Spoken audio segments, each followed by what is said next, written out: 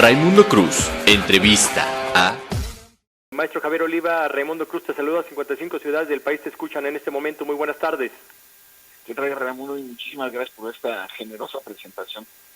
Pues mira, ahora sí que yo sé que eres un hombre que no te gusta pues que sean así las presentaciones, pero esa es la realidad, un hombre que ha corrido la legua, un hombre que le sabe el revés y el derecho, que le sabe por dentro y por fuera a la vida política en todos sus vertientes, y creo que debe ser muy interesante lo que escuche el público en varias ciudades de la República, casi todo el territorio nacional, tu punto de vista sobre el informe que dio hoy Andrés Manuel López Obrador, el presidente de este país. Bueno, desde luego que hay que darle varios aspectos y gracias por la oportunidad, Raimundo, como siempre. Lo primero que yo quisiera señalar es que le diéramos el contexto físico al informe, las fotos que hemos podido ver en los distintos medios y redes digitales de comunicación a propósito de que no estuvieron más de 80 personas y no necesariamente fueron las personalidades a las que estamos acostumbrados en este tipo de protocolo, sino que había personas prácticamente de todos los estratos sociales. Desde luego Javier, había... te interrumpo porque sí. tocaste un punto fundamental. Yo no me acuerdo, y mira que ya traigo varias décadas de vida, que en un informe hubiera un desdén de dos pues políticos o dos servidores públicos de altísimo rango, como es el ahora fiscal, antes procurador, y luego el titular de la Suprema Corte. Yo no me acuerdo, o mi memoria me está fallando. No, bueno, era justamente eso, en la continuación de mi respuesta, era primero darle ese contexto, y después, y no solamente eso, que el propio presidente lo haya dicho, ¿no? Sí. Como si fuera una ventaja. A mí me parece que hay una percepción, y conste que en ese sentido el presidente y yo, digo, no porque sea protagónico de mi parte, pero es real. Él es egresado de la Facultad de Ciencias Políticas y Sociales de la carrera de Ciencia Política y Administración Pública, en donde yo soy profesor de tiempo completo, yo estudié la misma carrera.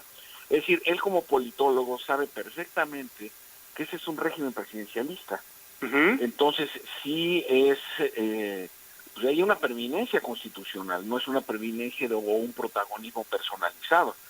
La institución por sí misma, y solo a excepción de Canadá y de Belice, todo el continente americano, porque no quiero entrar al Caribe porque ya sería fragmentar mucho la respuesta, sí, pero todo el continente americano, a excepción de Belice y Canadá, viven bajo regímenes presidencialistas. Sí.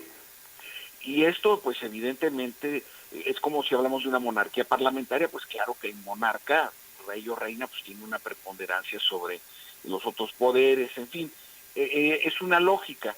A mí sí me parece que ha habido algunos desencuentros, para llamarlo de manera amable, ha habido algunos desencuentros entre pues el presidente de la República y el presidente de la Suprema Corte de Justicia. Ha habido también algunas diferencias entre el titular de la Unidad de Inteligencia Financiera y el propio fiscal general de la República. Entonces, a mí la explicación de que es una evidencia de una independencia de los poderes de la Unión, pues no me parece que abone justo a lo que necesita el país en estos momentos, y no me refiero a una situación política interna, sino a los desafíos del contexto internacional.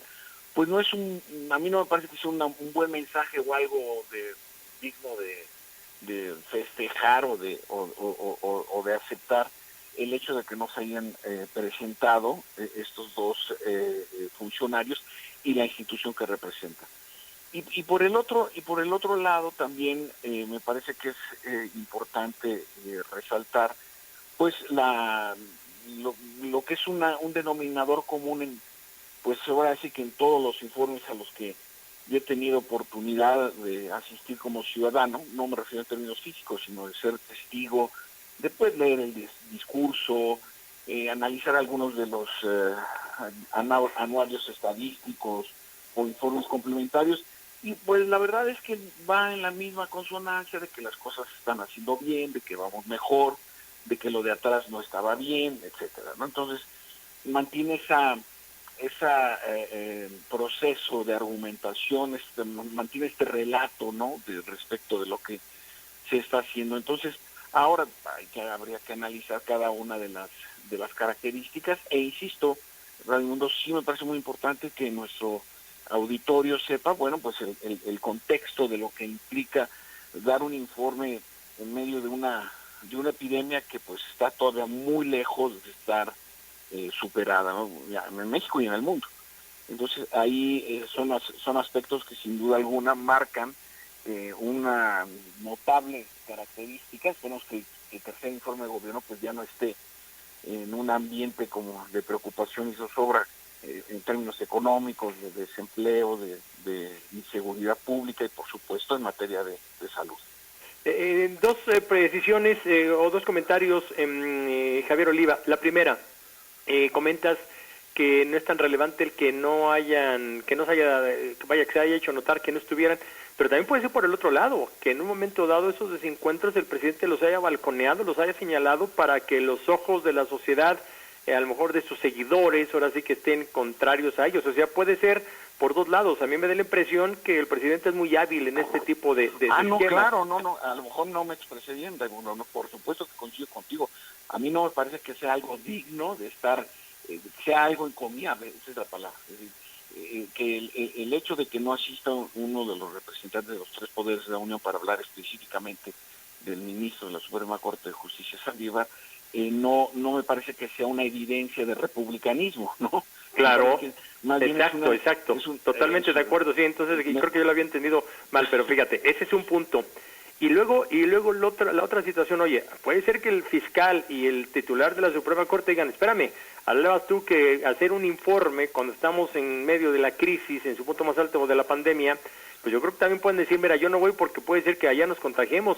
Y el otro tema también importante, por supuesto, escuchamos lo que todos los días escuchamos en las conferencias de las mañanas, pero a mí sí me llamó la atención, no sé, tu punto de vista, y creo que sería muy importante que lo puedas compartir con el público, el poco tiempo que duró el informe. No hubo un solo aplauso, y la otra, ahora sí, esa expresión de el mejor gobierno en el peor momento, ya la Coparmex le respondió muy fuerte. El peor gobierno en el peor momento. Entonces creo que sí hay cosas ahí que deben de estar como que van a quedar para la posteridad, y claro, el tiempo va a ubicar a cada quien en su justa dimensión, pero sí hay situaciones que resaltar.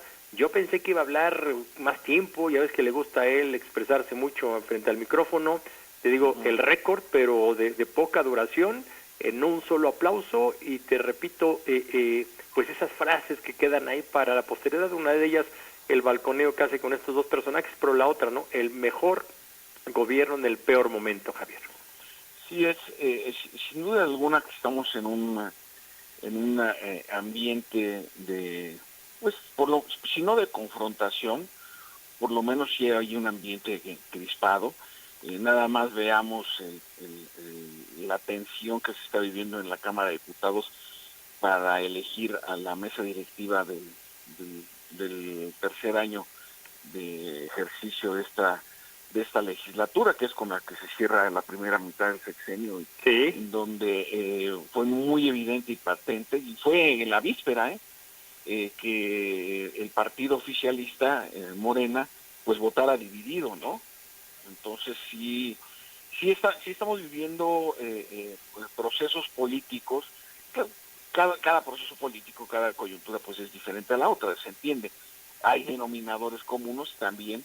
El problema es que cuando estas características específicas en algún momento pues puedan de alguna manera trastocar la lógica de la dinámica institucional. Entonces sí es necesario observar, por ejemplo, noticias como la desaparición de sus 6 subsecretarías, pero pues a mí me parece que desaparecer la subsecretaría de gobierno, que es la subsecretaría del ramo de la Secretaría de Gobernación, y de manera absolutamente inexplicable la supresión de la subsecretaría paramédica del norte, pues cómo se van a coordinar los consulados, ¿no? La red de consulados que tiene México en Estados Unidos, cómo se va a ver en este proceso político electoral en Estados Unidos, desde luego nuestro tercer socio comercial como es Canadá. Entonces veo, percibo, analizo distintas evidencias, ya decisiones como decisiones tomadas, para tratar de encontrar la lógica,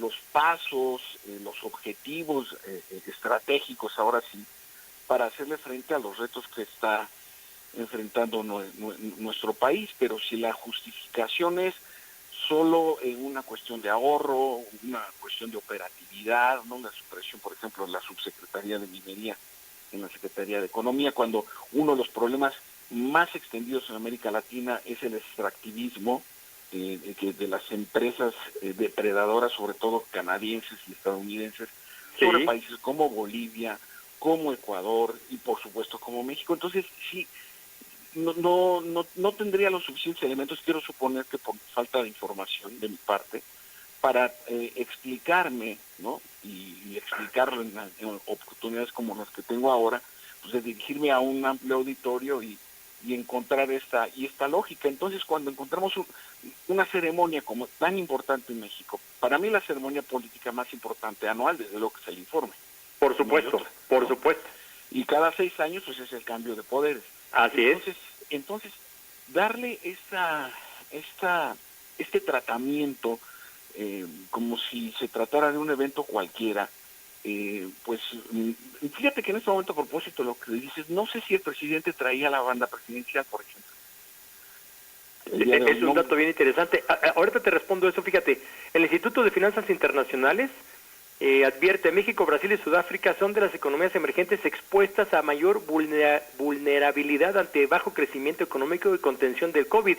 Y te decía que la Coparmex, dice el señor Gustavo de Hoyos, tenemos al peor gobierno en el peor momento. Son situaciones que la verdad pues van a quedar ahí. Te digo, una advertencia a nivel internacional y otra local, donde va muy fuerte. Y ahorita te respondo lo de la banda presidencial, porque además no cantó el himno nacional.